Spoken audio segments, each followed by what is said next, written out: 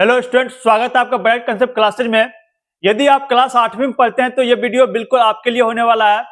यदि आप इस बार राष्ट्रीय ऐसा मेधा छात्रवृत्ति परीक्षा में बैठने वाले हैं तो वीडियो को लास्ट तक देखिएगा, वीडियो को लाइक करिएगा और चैनल पे यदि नए हैं तो सब्सक्राइब करिएगा, बेल आइकन दबाइएगा, जिससे कि हम कभी भी कोई अपडेट दे, कभी भी हम लाइव लेकर के आए तो वीडियो का नोटिफिकेशन आप तक पहुंचे सबसे पहले। इसलिए आप चैनल को सब्सक्राइब जरूर करके रखें।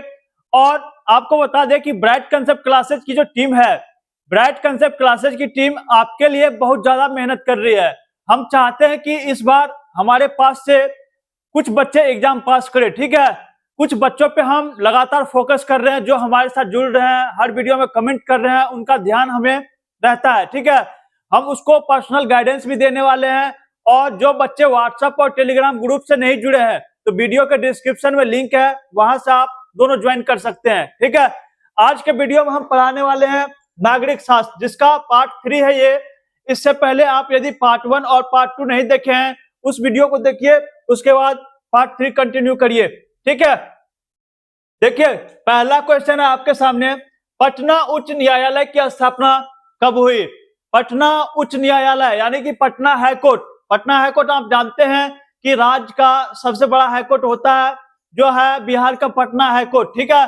पटना उच्च न्यायालय, आप बताइए कि इसकी स्थापना कब हुई? 1916 में, 17 में, 18 में या 21 में? 1916, 17, 18 या 21? बताइए कि कौन सा इसका सही उत्तर हो जाएगा। आपको बता दे, ऑप्शन नंबर 1, ऑप्शन नंबर 1 जो है 1916 इसका सही उत्तर हो जाएगा, ठीक है। पटना उच्च न्यायालय ये 1916 में बना था। क्लियर है ये चीज? चले आगे। देखिए दूसरा क्वेश्चन, भारत सरकार का मुख्य विधि परामर्शदाता है। भारत सरकार का मुख्य विधि परामर्शदाता, विधि मतलब क्या होता है? विधि का मतलब होता है लॉ, ठीक है। लॉ का हिंदी आप जानते हैं क्या होता है? कानून। लॉ का हिंदी होता है कानून, जिसको हम विधि भी बोलते हैं। तो इसका बेसिक मीनिंग ये हुआ कि भारत सरकार का कानूनी सलाहकार कौन होता है। भारत सरकार को जब किसी भी कानून को जानना हो, कोई भी जरूरत पड़े कानून से संबंधित, तो कौन उसको परामर्श देता है? या जब भी भारत सरकार के बिहाफ पे सुप्रीम कोर्ट, हाई कोर्ट या कहीं भी जाना हो तो इसमें से कौन जाता है? ऑप्शन देखिए, solicitor general of India. Option 2, उच्चतम न्यायालय का मुख्य न्यायाधीश। ऑप्शन 3, सचिव या विधि मंत्रालय। या option 4, attorney general of India. चारों ऑप्शन में से आपको बता दे कि ऑप्शन नंबर 4 जो है अटॉर्नी जनरल ऑफ इंडिया, ये इसका सही उत्तर हो जाएगा। भारत सरकार का कानूनी सलाहकार कौन होता है? वो होता है अटॉर्नी जनरल ऑफ इंडिया, ठीक है। 4 नंबर ऑप्शन इसका सही है, ठीक है। मुख्य विधि परामर्शदाता, इसका मीनिंग भी आपको समझा दिए कि कानूनी सलाहकार होता है, जो कि भारत सरकार के बिहाफ पे कभी भी कोर्ट वगैरह जाना होता तो यही जाता है। और कोई भी सरकार को सलाह चाहिए होती है भारत सरकार को कानून से रिलेटेड, तो यही सलाह देता है, ठीक है। चलिए हम आगे अगला क्वेश्चन देखिए। अगला क्वेश्चन है आपके स्क्रीन पे, किसी भी अभियुक्त की फांसी की सजा को बदलने या कम करने का अधिकार किसे दिया गया है? मान के चलिए कि आप कोई भी अपराध करते हैं, ठीक है। आपका अपराध इतना खराब है कि आपको जज साहब जो है ना, वो फांसी की सजा सुना देते हैं। कोई भी जज हो सकता है, हाई कोर्ट हो सकता है, सुप्रीम कोर्ट हो सकता है, या आपका डिस्ट्रिक्ट जज हो सकता है। आपको क्या क्या फांसी का सजा सुना दिया, तो क्या होगा कि कोई ऐसा व्यक्ति होता है जिसको आपके फांसी को सजा को भी कम करने की क्षमता होती है। यह क्षमता उसके पास दिया गया है। आप बताइए कि कौन सा ऐसा व्यक्ति है जिसको यह क्षमता दिया गया है कि आपके फांसी के सजा को भी वो कम कर सकता है। ऑप्शन है राष्ट्रपति, ऑप्शन 2 प्रधानमंत्री, ऑप्शन 3 मुख्य न्यायाधीश, या ऑप्शन 4 लोकसभा अध्यक्ष। चारों में से कौन सा लगता है आपको सही हो जाएगा? आपको बता दे, इसका सही आंसर इस ऑप्शन के अकॉर्डिंग हो जाएगा राष्ट्रपति, ठीक है।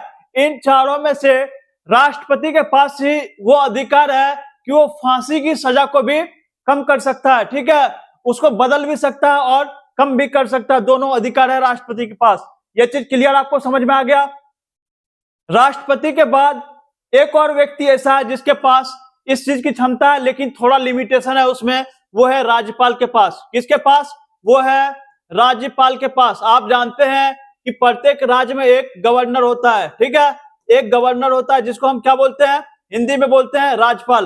राज्यपाल के पास भी ये अधिकार होता है, लेकिन थोड़ा उसमें लिमिटेशन होता है, ठीक है।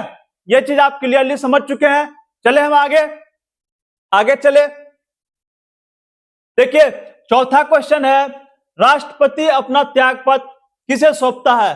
मान के लिए राष्ट्रपति है, उसको अब काम करने का मन नहीं है या कोई भी इश्यू आ गया, अब वो चाहता है कि अपने पद से इस्तीफा दे दे, तो बताइए कि जब उसको इस्तीफा देना होगा तो अपना त्यागपत्र किसको दे करके जाएगा, किसको देगा, उपराष्ट्रपति को देगा क्या, सर्वोच्च न्यायालय का मुख्य न्यायाधीश इसको देगा, प्रधानमंत्री को देगा, या लोकसभा के अध्यक्ष को देगा।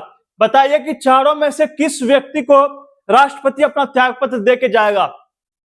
आपको बताएं हम, इसका सही उत्तर हो जाएगा ऑप्शन नंबर 1, यानी कि उपराष्ट्रपति, ठीक है। जो राष्ट्रपति के बाद जो पद होता है उपराष्ट्रपति का, वो उसको त्यागपत्र दे करके जाता है, ठीक है।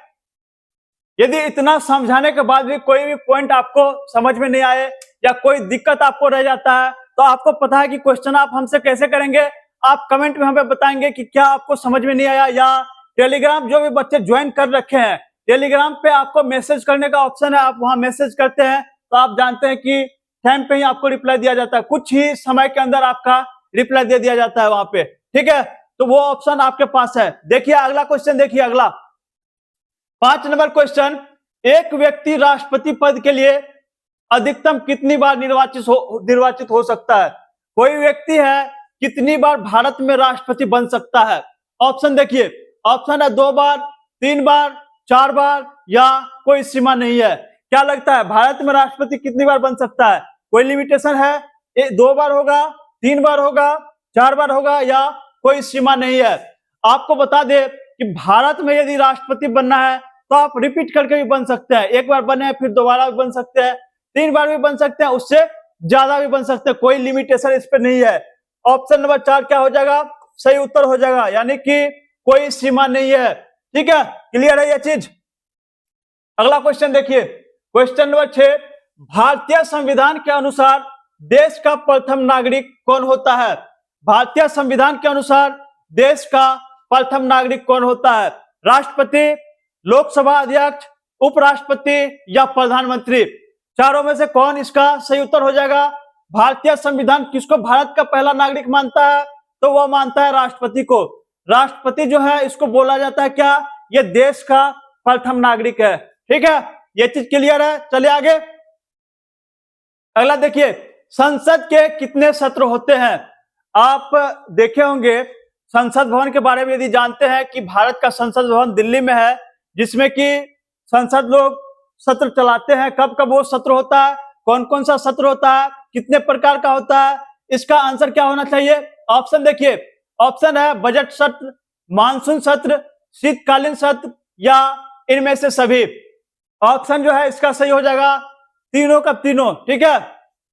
संसद के कितने सत्र होते हैं, बजट सत्र भी होता है, मानसून सत्र भी होता है, और शीतकालीन सत्र भी होता है। 1, 2, 3 तीनों हो जाएगा, यानी कि ऑप्शन नंबर 4 इनमें से सभी इसका सही उत्तर हो जाएगा। ये चीज क्लियर है, क्लियर है ये।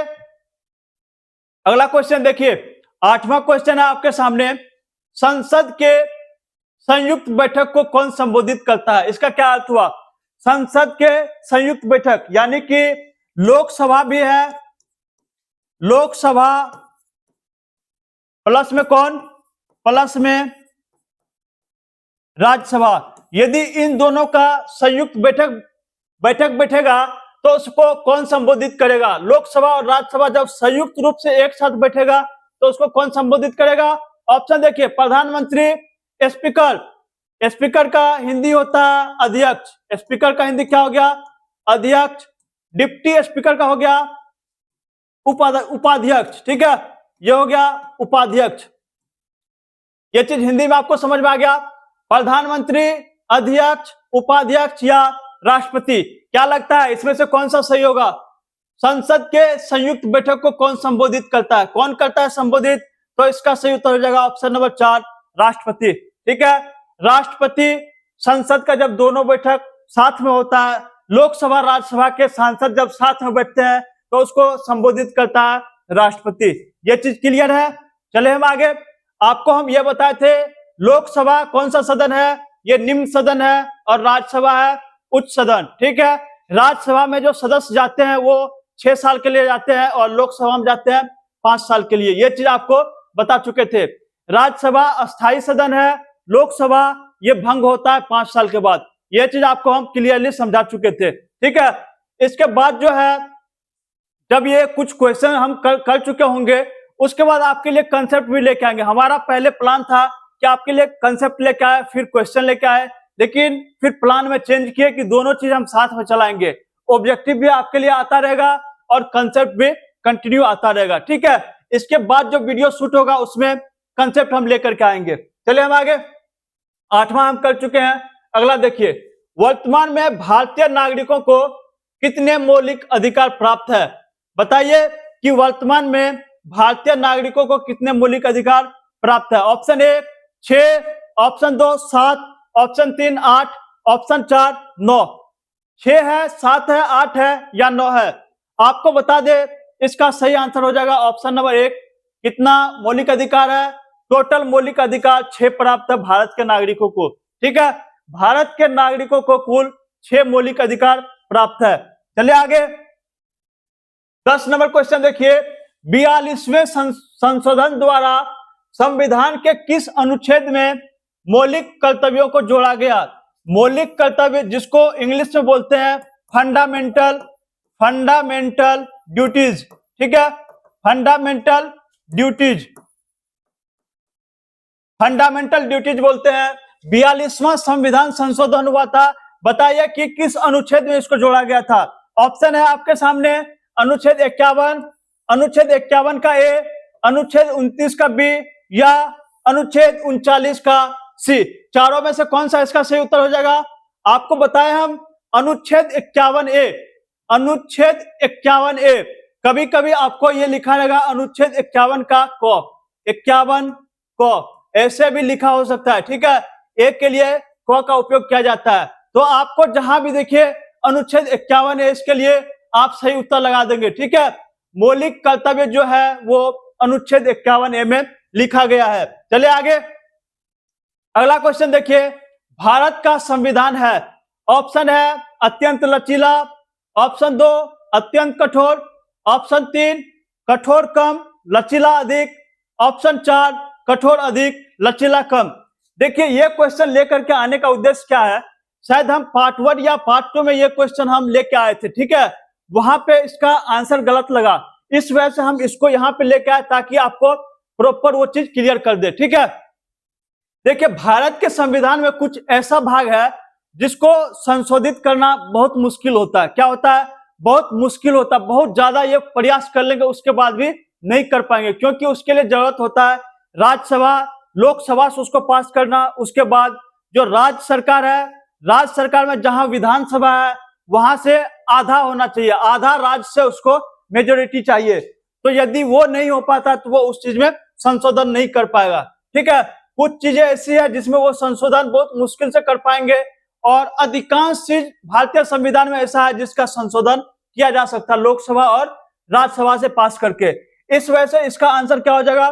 कठोर कम है। कुछ चीज को बदलना बहुत मुश्किल है, लेकिन अधिकांश चीज हम बदल सकते हैं। लचीला अधिक है, ऑप्शन नंबर 3 इसका सही उत्तर हो जाएगा। ठीक है, कठोर कम लचीला अधिक।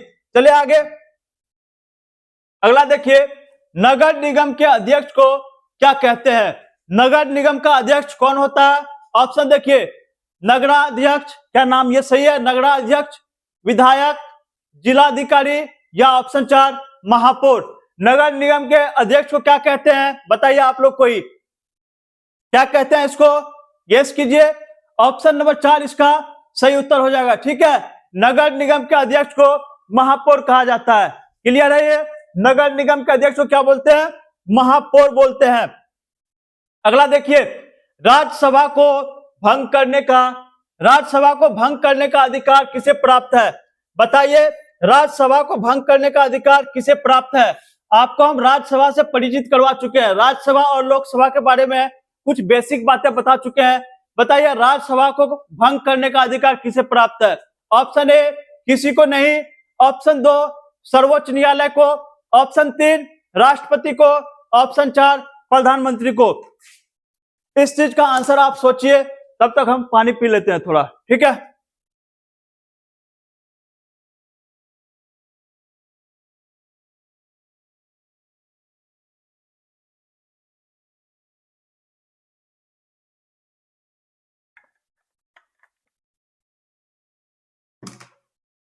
तो ये क्वेश्चन क्या था, राज्यसभा को भंग करने का अधिकार किसे प्राप्त है। आप याद करिए कि आपको हम एक चीज बताए थे, राज्यसभा है अस्थाई सदन, लोकसभा अस्थाई सदन है। राज्यसभा यदि अस्थाई है तो ये परमानेंट रहेगा, ठीक है। अस्थाई का इंग्लिश क्या होता है, परमानेंट होता है। तो भंग करने की कोई बात तो यहाँ पे है नहीं, इस वजह से क्या आंसर हो जाएगा, किसी को नहीं है, वो अधिकार किसी को नहीं है कि वो राज्यसभा को भंग कर दे, ठीक है। इस वजह से इसका आंसर ऑप्शन नंबर 1 सही हो जाएगा। चलिए हम आगे अगला क्वेश्चन देखिए, भारत का प्रथम उप प्रधानमंत्री कौन थे। भारत का प्रथम उप प्रधानमंत्री कौन थे। ऑप्शन सरदार पटेल, मोरारजी देसाई, चौधरी चरण सिंह या जगजीवन राम। भारत का प्रथम उप प्रधानमंत्री कौन था इसमें से, चारों में से बताइए आप, भारत का प्रथम उप प्रधानमंत्री कौन था।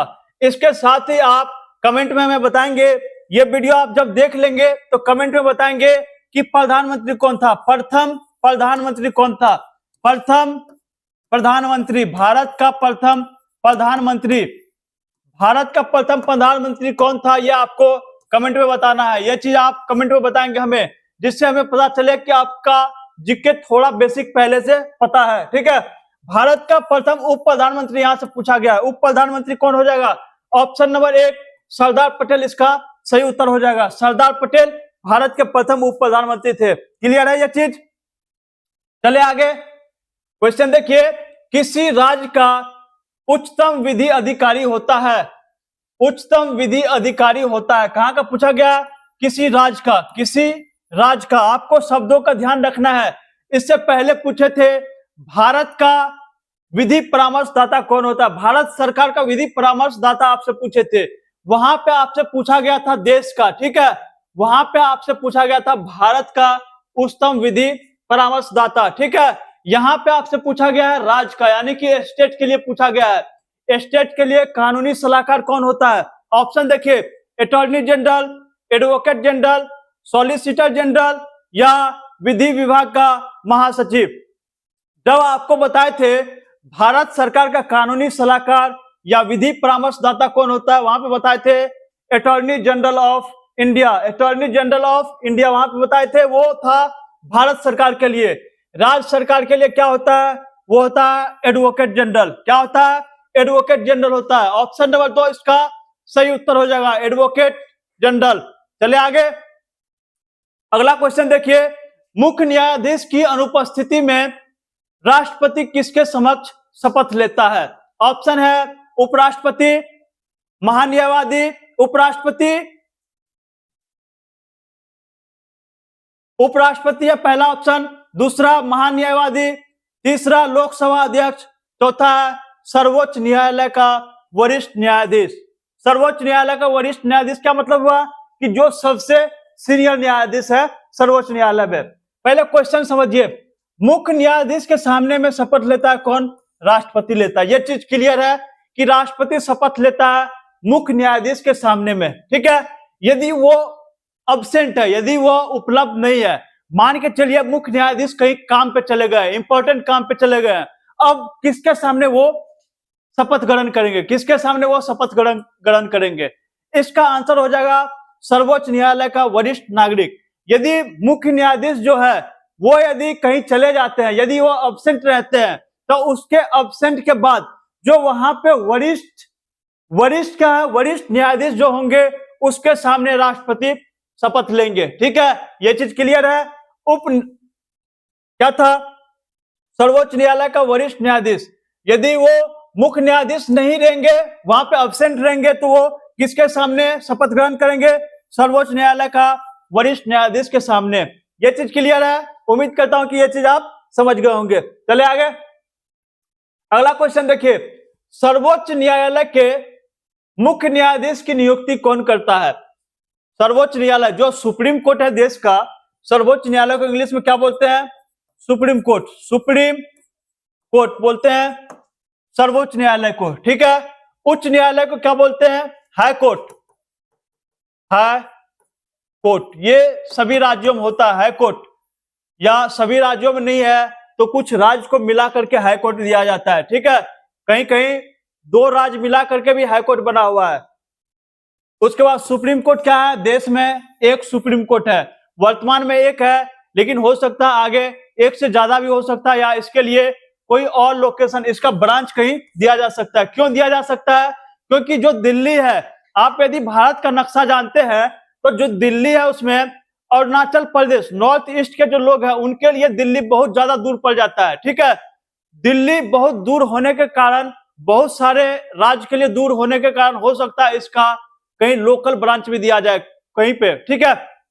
ये चीज अभी क्लियर नहीं है, आगे होगा कि नहीं, वैसे ही मैं आपकी जानकारी के लिए ये बता दिया हूं, ठीक है। तो इसका आंसर क्या हो जाएगा? सर्वोच्च न्यायालय के मुख्य न्यायाधीश। मुख्य न्यायाधीश का नियुक्ति कैसे होता है? उसके लिए क्या होता है? सर्वोच्च न्यायालय के मुख्य न्यायाधीश के परामर्श से राष्ट्रपति करते हैं, ठीक है। सर्वोच्च न्यायालय के मुख्य न्यायाधीश की नियुक्ति कैसे होता है? जो वर्तमान में मुख्य न्यायाधीश रहते हैं, मान के चलिए अभी मुख्य न्यायाधीश मैं हूं, ठीक है। राष्ट्रपति को अगला मुख्य न्यायाधीश चुनना होगा, तो राष्ट्रपति हमारे से परामर्श करेंगे, समझौता करेंगे, बातचीत करेंगे कि किसको हमको बनाना चाहिए। इस अनुसार हम भी उन्हें सलाह देंगे तो वो उस चीज पे एक्सेप्ट करेंगे। यदि उनको लगेगा कि हम सही सलाह दे रहे हैं तो हमारे बातों को वो एक्सेप्ट करेंगे और उन्हें वो बनाएंगे, ठीक है। तो वो परामर्श लेते हैं किससे? मुख्य न्यायाधीश से परामर्श लेते हैं। ये चीज क्लियर है? चलिए आगे। अगला देखिए, भारतीय नागरिकों को कितने प्रकार की नागरिकता प्राप्त है? यहाँ पे शब्द है कितने प्रकार की नागरिकता प्राप्त है। नागरिकता देखिए, ऑप्शन है 1, 2, 3 या 4। आपको बता दें कि यदि आप भारत में रहते हैं तो यहाँ पे होती है एकल नागरिकता, कि आप भारत के नागरिक है, देश के नागरिक है। वहीं आपको एग्जांपल दें हम संयुक्त राज्य अमेरिका की। आप अमेरिका जानते होंगे, इसका नाम अमेरिका जो एक देश है, यहाँ पे क्या है? यहाँ पे है दोहरी नागरिकता। क्या है? दोहरी नागरिकता। इसका मतलब क्या होता है? दोहरी नागरिकता का क्या अर्थ होता है? किसी को मालूम है? यह चीज मालूम है? उम्मीद करता हूं कि अभी आपको ये मालूम नहीं होगा, लेकिन कुछ देर में आपको पता चल जाएगा कि दोहरी नागरिकता क्या होता है। दोहरी नागरिकता होता है कि वो व्यक्ति देश का भी नागरिक है और राज्य का भी नागरिक है। राज्य का भी नागरिकता उसका दिया जाता है और देश का भी दिया जाता है। यहाँ पे भारत में राज्य का नागरिकता का कोई कंसेप्ट नहीं है। यहाँ पे आप भारत के नागरिक है। आप जब प्रस्तावना पढ़ते तो आप क्या पढ़ते हैं? हम भारत के लोग, हम भारत के लोग। इसको क्या बोलते हैं? जब एक ही नागरिकता हो तो उसको बोलते हैं एकल नागरिकता। और अमेरिका की बात करें तो यहाँ पे होता है दोहरी नागरिकता, कि वो अमेरिका का भी नागरिक है और साथ ही साथ हम कोई जगह का नाम ले ले, शिकागो। शिकागो आई थिंक ये बाहर का है, ठीक है। फ्लोरिडा, फ्लोरिडा जहां तक मुझे लगता है ये अमेरिका का एक स्टेट है, ठीक है। अमेरिका के अंदर ये एक स्टेट है फ्लोरिडा, जो कि यदि आप अमेरिका में रहते हैं तो आपको कहा जाएगा कि आप फ्लोरिडा के भी नागरिक है, वहां की भी आपको नागरिकता है और अमेरिका देश की भी आपको नागरिकता है। यानी कि राज्य की नागरिकता के साथ साथ आपके पास देश की नागरिकता है। यहाँ पे डबल कंसेप्ट चलता है, राज्य की भी नागरिकता और देश की भी नागरिकता। लेकिन भारत में क्या है? यहाँ पे राज्य की नागरिकता का कोई कंसेप्ट लागू नहीं है। यहाँ पे कहा जाता है आप भारत के नागरिक हैं, ठीक है। तो इसे बोलते हैं एकल नागरिकता। ऑप्शन नंबर ए इसका सही उत्तर हो जाएगा, ठीक है। ऑप्शन नंबर 1 इसका सही उत्तर हो जाएगा। चले आगे। 19वां क्वेश्चन देखिए, संसद के दोनों सदनों के संयुक्त अधिवेशन की अध्यक्षता कौन करता है? इससे पहले क्या बताए थे? जब संसद की संयुक्त अधिवेशन होती है, लोकसभा और राज्यसभा के सांसद जब एक साथ बैठते हैं तो वहां पे संबोधित कौन करता है? वहां पे बताए थे संबोधित कौन करता है। वहां पे वर्ड आप याद करिए, आपको बताए थे संबोधित कौन करता है, ये वर्ड था। इस बार है क्या? अध्यक्षता कौन करता है? अध्यक्षता कौन करता है? ऑप्शन देखिए, राष्ट्रपति, उपराष्ट्रपति, प्रधानमंत्री या लोकसभा अध्यक्ष। जब आपको बताए थे कि संबोधित कौन करता है, संबोधित कौन करता है? वो करता है राष्ट्रपति।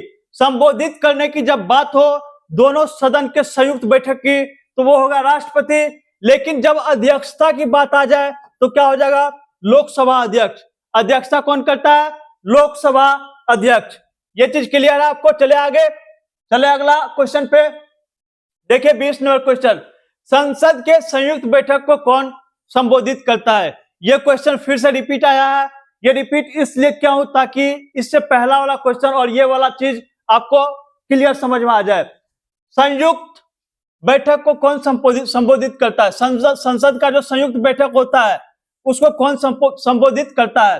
संसद के संयुक्त बैठक को कौन संबोधित करता है, यानी कि जब भी लोकसभा और राज्यसभा के सांसद संयुक्त बैठते हैं तो उसको संबोधित कौन करता है। ऑप्शन देखिए, प्रधानमंत्री, स्पीकर, डिप्टी स्पीकर या राष्ट्रपति।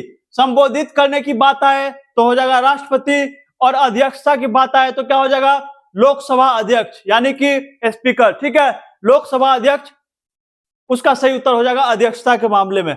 चले आगे।